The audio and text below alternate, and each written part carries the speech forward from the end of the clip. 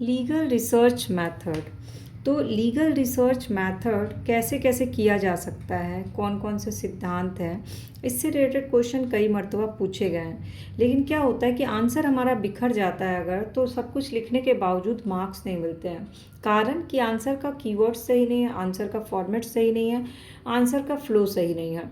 Hello students, welcome back to my class. तो अब तक आप समझ गए होंगे कि आज एलएलबी का पेपर है लीगल रिसर्च मेथड और टॉपिक है विधिक शोध पद्धति कौन कौन सी है, उसका आंसर फॉर्मेट करना या यूँ कहो कि पूरा आंसर ही तैयार करवाना।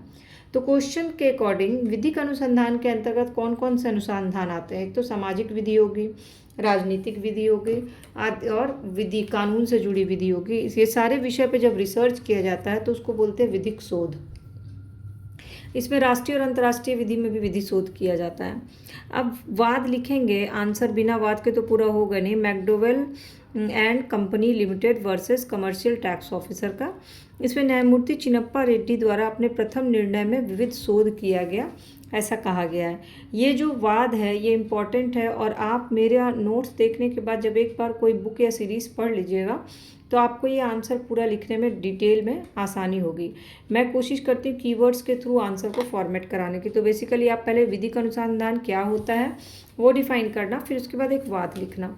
अब व्यक्ति और समाज के अनेक विषय होते हैं जो कानून से जुड़े होते हैं। हमारी डे टू डे लाइफ में बहुत सारे ऐसे सब्जेक्ट्स होते हैं जो कहीं ना कहीं लीगल होते हैं।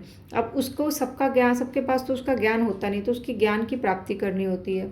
और एक बार आप अगर कर लिए तो उसको उनको डे टू डे लाइफ में फिर बढ़ाना भी पड़ता है, क्योंकि लॉ एक ऐसा सब्जेक्ट है जो डे टू डे लाइफ में संशोधित होता रहता है।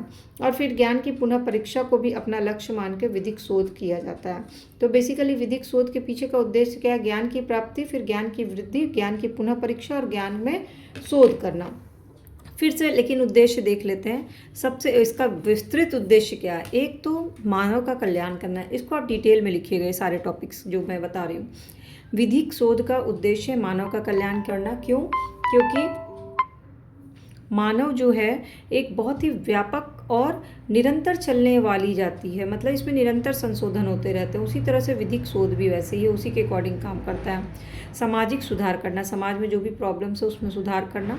सामाजिक नियोजन देखना, कानून से संबंधित जो भी समस्या है उसका निदान करना। ये सारे पॉइंट्स हैं जिसको आपको डिटेल करना है। समाज में ऐसी विधिक संस्थाएं स्थापित करना जो इसमें मदद करे। विधि का तुलनात्मक अध्ययन करना कि कौन सी विधि दो कानून में सबसे बेस्ट है। तुलना मतलब यही कि समय के हिसाब से कौन सा कानून ज़्यादा सही है। मानव समूह का उस समय व्यवहार कैसा चल रहा है। समानता विद्यमान हो पा रही है कि नहीं। विभिन्नता है तो विभिन्नता में कौन से नियम है उसकी खोज करना। वैज्ञानिक पद्धति के हिसाब से शोध करना। नए और पुराने दोनों तथ्यों को कंपैरिजन करके शोध करना। तथ्यों का संकलन सिर्फ करने से विधि नहीं, शोध नहीं हो जाता, बल्कि तथ्यों के संकलन करके उन तथ्यों पर भी रिसर्च करना, तो ही विधि शोध पद्धति होती है। ठीक है, तो उद्देश्य क्या है? मानव कल्याण, समाज सुधार, सामाजिक नियोजन, समस्या का निदान, संस्थाएं स्थापित करना, विधि की तुलनात्मक अध्ययन करना, मानव समूह का व्यवहार देखना, समानता के नियम की खोज करना, वैज्ञानिक पद्धति देखना, पुराने और नए तथ्यों को मिला के शोध करना, और सिर्फ तथ्यों का संकलन नहीं करना बल्कि तथ्यों पर रिसर्च भी करना। अब इसके बाद है अध्यापन का उपयोग क्या है। विधिक शोध और विधिक अध्यापन का उपयोग क्या है? तो सामाजिक संबंध और विधिक घटनाओं की व्याख्या करना। क्या होता है कि बाकी सब्जेक्ट्स आप हिस्ट्री, ज्योग्राफी जो भी पढ़ते हो उसका नॉलेज से बिल्कुल अलग होता है आपका लीगल नॉलेज। तो लीगल नॉलेज क्या होता है? आपका सोशल रिलेशंस जितने होते हैं ना, जो भी और लोग भी कानून से जुड़ी जो घटनाएं होती हैं उनको व्यवस्थित करने में आपकी मदद करता है, क्योंकि अगर आपको लीगल नॉलेज ही नहीं होगा तो आप उस सिचुएशन में समझ नहीं पाओगे। कोई जटिल घटनाक्रम हो गई, उसके निर्माण में उसका परीक्षण करना, उससे रिलेटेड पुराना तथ्य क्या था और नए तथ्य में सिद्धांतों में क्या परिवर्तन होना चाहिए, आपको तभी पता होगा। फिर नए तथ्यों की खोज करोगे और नए तथ्य जो है उसका पिछले तथ्य से क्या रिलेशन है, इस घटना के पीछे का क्या कारण था, उन दोनों का संबंध निकालना।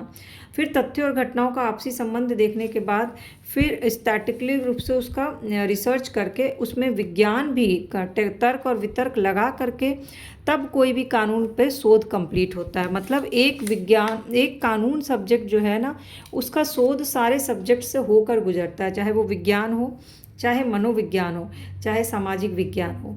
लॉ में जो भी शोध होते हैं वो सबसे गुजरते हुए ही होते हैं। अब इसमें शोध कितने तरह का होता है? एक होता है सैद्धांतिक, दूसरा होता है गैर सैद्धांतिक। सैद्धांतिक अनुसंधान क्या होता है? तो एस.आर. माइनेनी कहते हैं कि सैद्धांतिक शोध का मतलब होता है एक ऐसा शोध जो तर्क शक्ति को लागू करके मौजूदा वैधानिक प्रावधानों का विश्लेषण करके कानूनी प्रस्ताव करे। मतलब इसमें कीवर्ड्स क्या हैं कि जो तर्क शक्ति के आधार पर शोध होता है, जो मौजूदा प्रावधान का विश्लेषण करता है और तब कोई कानूनी प्रस्ताव लाता है, उसको बोलते हैं सैद्धांतिक अनुसंधान।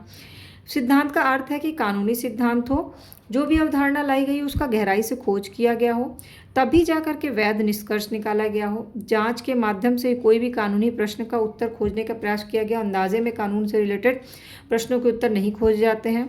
द्वितीयक स्रोत का प्रयोग होता है इसमें, प्राथमिक नहीं द्वितीयक स्रोत का, और ये कानून के मानक अर्थ में अध्ययन नहीं करता। शोध में हम केवल वर्तमान स्थिति में मौजूद कानूनों के बारे में चिंता करते हैं, जैसे कि मिसाल का सिद्धांत है, और सामान्य कानून की प्रगति के लिए एक मंच तैयार करता है।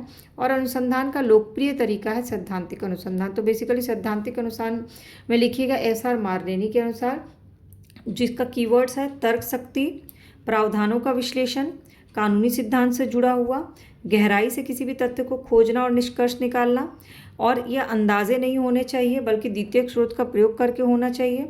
मानक अर्थ में इसका अध्ययन करना चाहिए। शोध जो भी हो रहा है सिर्फ वर्तमान स्थिति को देख के नहीं, पुराने मौजूदा जो कानून है उन सब को कंपैरिजन करके शोध होना चाहिए, और इसी कारण से ये सैद्धांतिक अनुसंधान ज़्यादा लोकप्रिय है।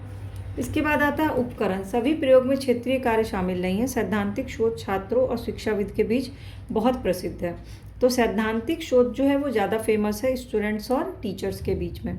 अब इसका विविध चरण कैसे कैसे ये शोध शुरू होता है। सबसे पहले शोध की समस्या का चयन, किस टॉपिक पे शोध करना है उस टॉपिक को खोजा जाता है, जो कि कानूनी दृष्टि से सबसे इम्पॉर्टेंट है। उसके बाद शोध का विषय क्या होगा उस टॉपिक का, उस पर उसका एक लिमिटेशन तय किया जाएगा कि किस लिमिट तक हमको इस टॉपिक पे शोध करना है।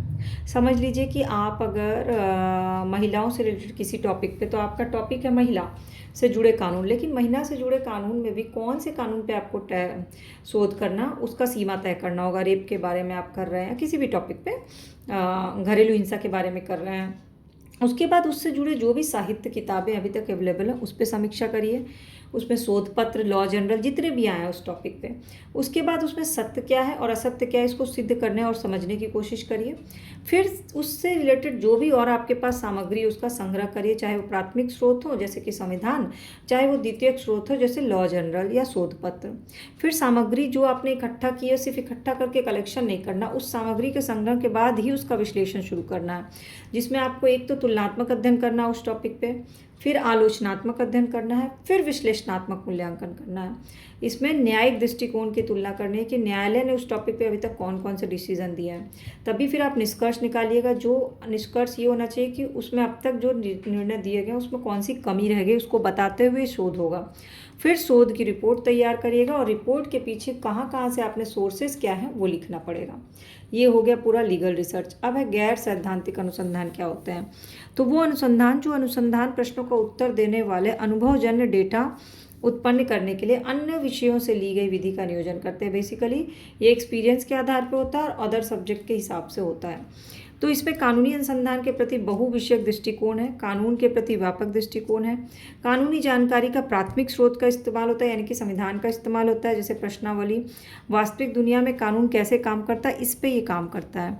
अब इसका उद्देश्य क्या है, तो इसका उद्देश्य कानून की उपयोगिता बनाए रखना। अगर नए नए कानून बनते रह जाएंगे तो पुराने कानून की उपयोगिता खत्म हो जाएगी, इसीलिए समाज में कानून की उपयोगिता बनी रहे और जो गैर कानूनी पहलू है कैसे इसको प्रभावित कर रहे हैं इसकी भी जाँच करते रहना जरूरी है। इसीलिए गैर सैद्धांतिक अनुसंधान है। जैसे कि अर्थव्यवस्था को कई बार नॉर्मलाइज करने के लिए विदेशी खिलाड़ियों को बाजार में खेलने के लिए छोड़ दिया जाता है और बहुत पैसा इन्वेस्ट किया जाता है। जैसे कि लॉकडाउन के टाइम में बाजार को प्रभावित करने से रिलेटेड कानून बनाए गए। तो ऐसे कानून को अप टू डेट होना चाहिए और प्रभावी बनाए रखने के लिए ये भी देखना है कि समय के हिसाब से उसमें परिवर्तन क्या किया जा सकता है। तो उसके लिए परिवर्तन कैसे पता चलेगा, तो उस सिचुएशन से लेकर अभी तक में कौन कौन से डाटा हैं वो डाटा इकट्ठा करके तब निष्कर्ष निकल करके पाई चार्ट या ग्राफ बना करके तो ही उसमें चेंजेस किए जाते हैं। इसको बोलते हैं गैर सैद्धांतिक अनुसंधान। अब इसके फ़ायदे और नुकसान क्या है, तो इसका सबसे मेन फ़ायदा ये है कि ये व्यवहारिक उद्देश्यों में अपनी उपयोगिता है इसकी है हमारी डेली लाइफ में। कानून का प्रभावशील बनाए रखता है ये हमें बताता है कि समाज को क्या करना चाहिए, समाज नीति निर्माण क्यों समाज के लिए बेहतर है, और इसका नुकसान ये है कि ये समय बहुत ज़्यादा लेता है इस रिसर्च में। इसमें संसाधन की ज़रूरत बहुत ज़्यादा पड़ती है, इसमें संग्रहण बहुत ज़्यादा करना पड़ता है। ओवरऑल ये बहुत कठिन काम है, और कई बार संवेदनशील मुद्दे, किसी भी पर्टिकुलर किसी एरिया का कोई सेंसिटिव मुद्दा होता है, उस पर अगर रिसर्च करते हैं तो पूरे एरिया में डिस्टर्बेंस हो जाता है। तो बेसिकली इन दोनों में अब अंतर क्या हुआ, सैद्धांतिक और गैर सैद्धांतिक में? तो विधि सिद्धांतों पर जोर देता है सैद्धांतिक, जबकि गैर सैद्धांतिक विधि सिद्धांत पर जोर नहीं देता है। सैद्धांतिक शोध जब करते हैं तो वो आपके अनुभव पर आधारित होता है, जबकि गैर सैद्धांतिक अनुभव पर आधारित नहीं होता है। सैद्धांतिक शोध जो है वो द्वितीयक स्रोत पे काम करता है, जैसे कि लॉ जर्नल्स और शोध पत्र, जबकि गैर सैद्धांतिक जो प्राथमिक स्रोत जैसे कि संविधान पे काम करता है। सैद्धांतिक शोध में विशेष प्रावधान दिए गए हैं, जबकि गैर सैद्धांतिक शोध सरल होते हैं समझने में। सैद्धांतिक शोध करने के लिए एक आपको प्रशिक्षण की जरूरत होती है, जबकि गैर सैद्धांतिक शोध करने के प्रशिक्षण की जरूरत नहीं होती है। तो आप समझ गए कि विधिक शोध करने का कैसे दो प्रकार कौन से हैं, सैद्धांतिक और गैर सैद्धांतिक, और दोनों का स्ट्रक्चर। अब आपको कोई डाउट, क्वेरी, क्वेश्चन रह गया होगा, ये क्लास कैसी लगी, समझ में आई कि नहीं, नीचे कमेंट सेक्शन में बताइएगा। और साथ ही साथ चैनल के सब्सक्राइब या फॉलो बटन क्लिक करके बेल आइकन को प्रेस कर लीजिएगा, ताकि सारी क्लासेस की अपडेट फ्री ऑफ कॉस्ट मिले। बाकी की क्लासेस चैनल के प्लेलिस्ट पे अपलोड है, जाके उसे ज़रूर देखिएगा।